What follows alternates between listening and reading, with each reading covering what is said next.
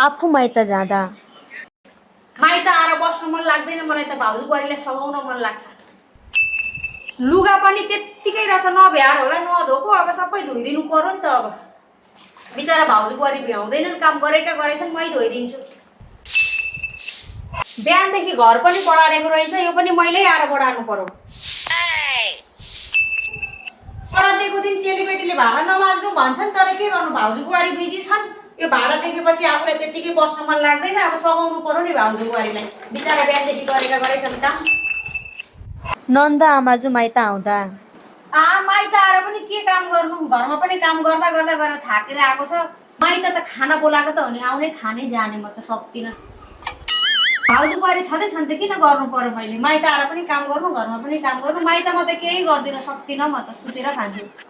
खाना दियो भने खान्छु नत्र खान्न पनि त्यत्तिकै जान्छु काम त गर्दिनँ माइत आएर त जेसुकै होस्।